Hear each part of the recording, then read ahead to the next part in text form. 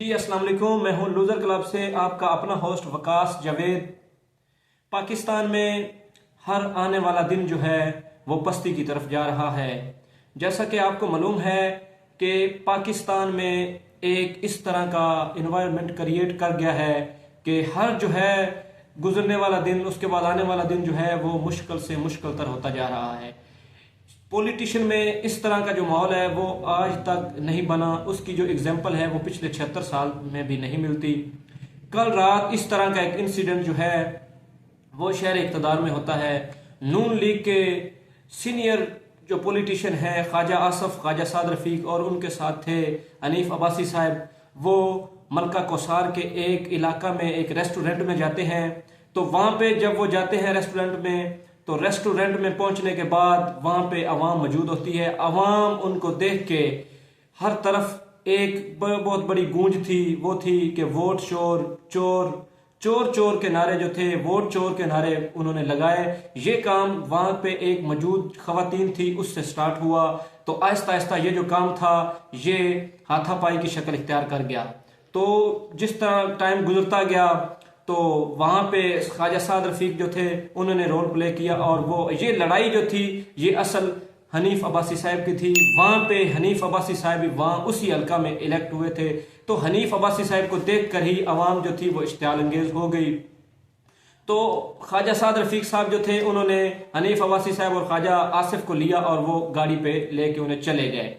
ये जो इस तरह के मामलात हो गए हैं, इसका पस मंजर देखना है कि ये क्यों हो रहे हैं, क्यों इस तरह के जो कंडीशंस और टर्म पैदा की गई पाकिस्तान में। इसके पीछे ये जो सारे मामलात हैं वो हैं पाकिस्तान में पिछले दिनों में होने वाले इलेक्शन के। वो रिगिंग शुदा जो इलेक्शन थे उसकी वजह से अवाम का जो मैंडेट था, वो अवाम का मैंडेट उसके मुतलका जिसको उन्होंने मैंडेट दिया था वो उन तक पहुंचाया नहीं गया, जिसकी वजह से अवाम जो है वो इश्तियाल हो गई। ये मामलात उस वक्त तक चलेंगे जब तक ये मैंडेट असली बंदे तक ना पहुंचाया गया। हर जो पॉलिटिशियन है उनके साथ ऐसा होगा, क्योंकि वहां पे जो है 3 इस्लामाबाद की सीट्स और 13 जो हल्के हैं पिंडी के, उनमें तो मुकम्मल तौर पे पीटीआई जो है वो लीड कर रही थी। कोई ऐसी सीट नहीं थी उनमें से या कोई ऐसा हल्का नहीं था जिससे नून लीग वाले जो है उस सीट पे 5 या 10 हजार की लीड से इलेक्शन वहां पे हार रहे हों। हर हल्का ऐसा था जहां पे 50-50 हजार की बहुत बड़ी बड़ी लीड थी जिस पे वो इलेक्शन हार रहे थे। ये मामला उस वक्त तक जारी रहेगा जब तक मैंडेट जो है उनके हवाले नहीं रहेगा। दूसरी सूरत में जो है हनीफ अब्बासी साहब वो मुकम्मल तौर पे इसे रिजेक्ट कर रहे हैं, इसे डिनाई कर रहे हैं कि हमारे साथ मलका कोसार में कोई इस तरह का वाकया पेश नहीं आया। ये बिल्कुल सरासर हमारे साथ जो हो रहा है या हमारे ये जो खबरें फैलाई जा रही हैं ये बिल्कुल झूठी हैं। तो इसी तरह हमारे वहाँ पे जो जराए थे उनसे हमें पता चला। आइए हम आपको दिखाते हैं कि ये जो मामला हुआ ये नकली था या असली था, ये हम आपके सामने रखते हैं।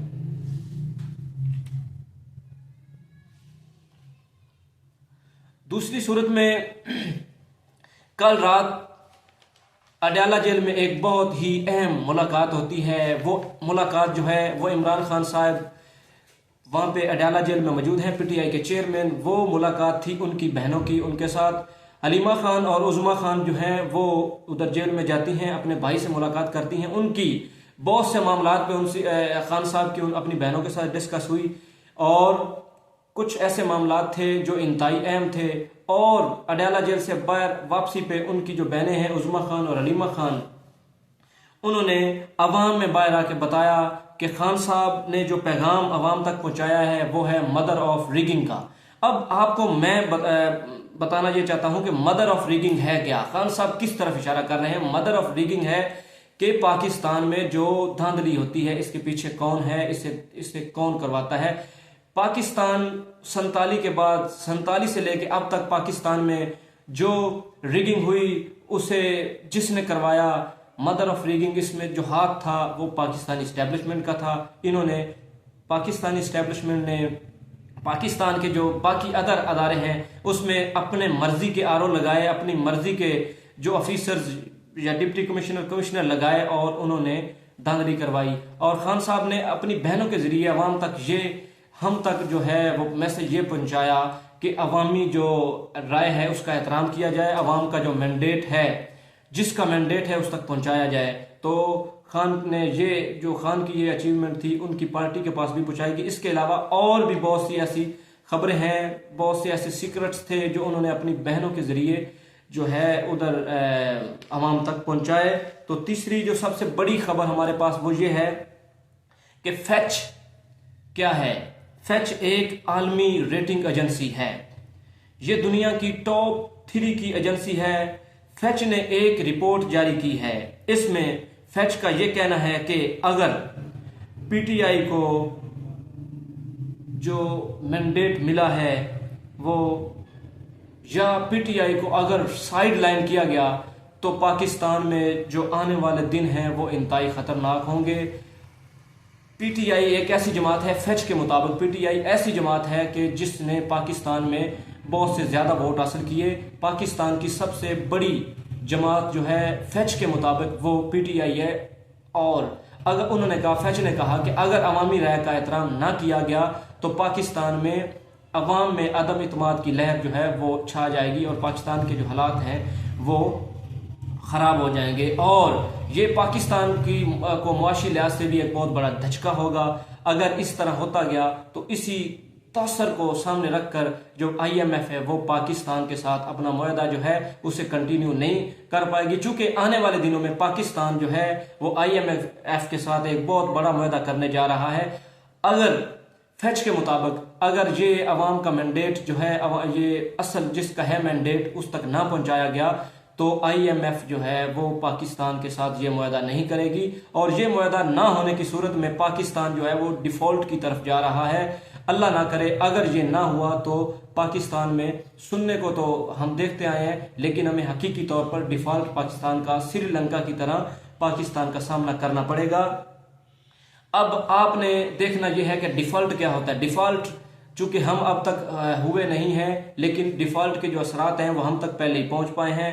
जो यहाँ की आवाम है, पाकिस्तान की आवाम जो पसमानदा इलाकों में रहते हैं या जो बेरोजगार लोग हैं उन्हें पता है कि डिफॉल्ट क्या होता है, बल्कि रोजगार भी जो लोग हैं, सैलरी वाले लोग, वो भी इससे मुतासर होंगे। तो ये मुआहदा बहुत ही अहमियत का हमल होगा। दूसरी सूरत में हमारे पास जो सबसे बड़ी खबर यह है कि कल पाकिस्तान में एक बहुत बड़ा इलेक्शन हुआ। वो इलेक्शन था फजल रहमान का एक बेटा था और उसका मुकाबला था अली अमीन गंडापुर का भाई फैसल उनके साथ। ये फजल रहमान की एक आबाई सीट थी, इस आबाई सीट पे सबकी नजरें थीं। इस आबाई सीट पे उन्होंने अपने बेटे को इलेक्शन कंटेस्ट करवाया। ये इलेक्शन जो है ये जनरल इलेक्शन के साथ तो ना हो सका, लेकिन अब वहां पे इलेक्शन करवाया गया कल।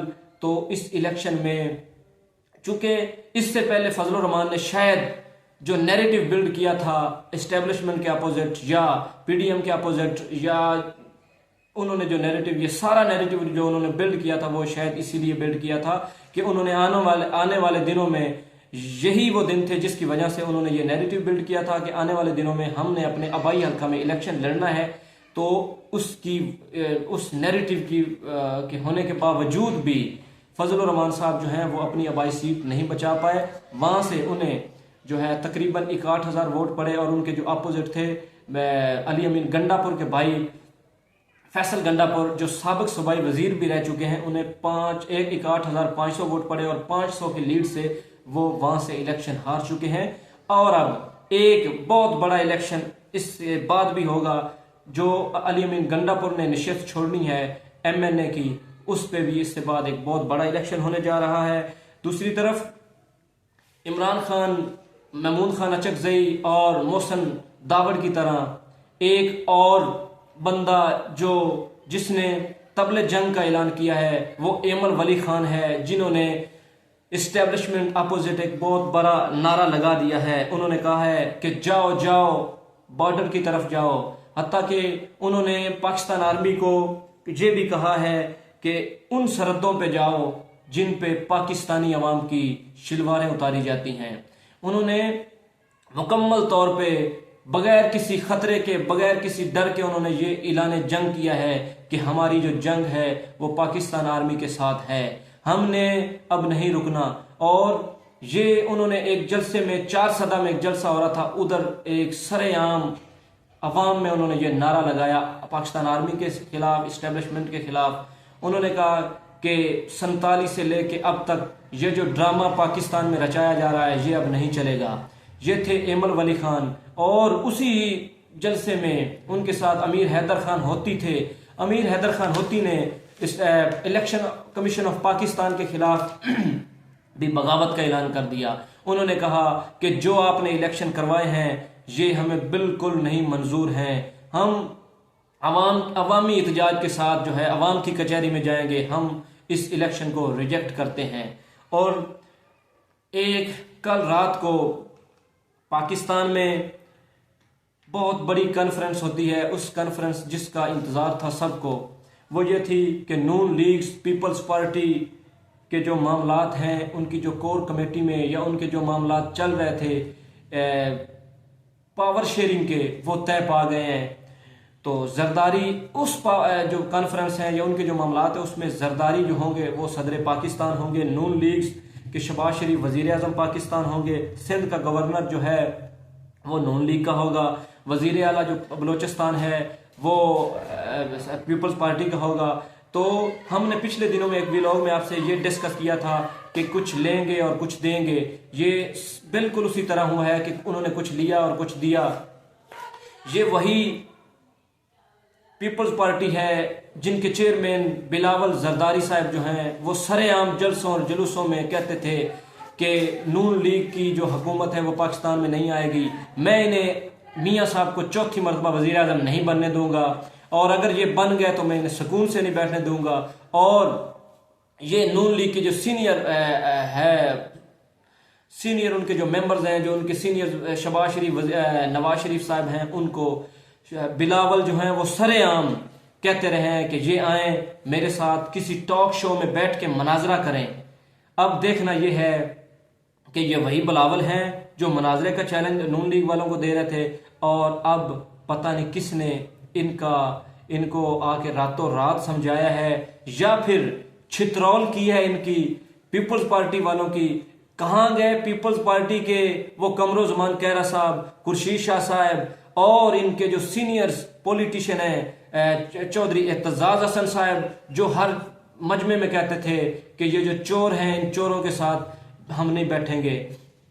तो अब रातों रात क्या हुआ, मेरी इतलात के मुताबिक इनकी छितरौल हुई है। छितरौल के जरिए बिलावल और जरदारी जो हैं वो टेबल पे आए, और टेबल पे आके उन्होंने नून लीग के साथ अपनी जो कोलिशन है उसे वो हमेशा की तरह उन्होंने बहाल किया। और अब उनके मुताबिक तो उन्होंने मुकम्मल तौर पे पाकिस्तान में हुकूमत का ऐलान कर दिया है। तो मजीद पाकिस्तान के जो सर्कमस्टेंशियल हैं, पाकिस्तान के जो आने वाले दिनों में पाकिस्तान में क्या होने जा रहा है, ये देखने के लिए हमारा चैनल थ्री लूजर जो है इसे सब्सक्राइब करना ना भूलिएगा। सब्सक्राइब करने की सूरत में हमारा हर आने वाला जो व्लॉग है, हर वीडियोस है, वो सबसे पहले उसका नोटिफिकेशन आपकी तरफ आ जाएगा। वस्सलाम।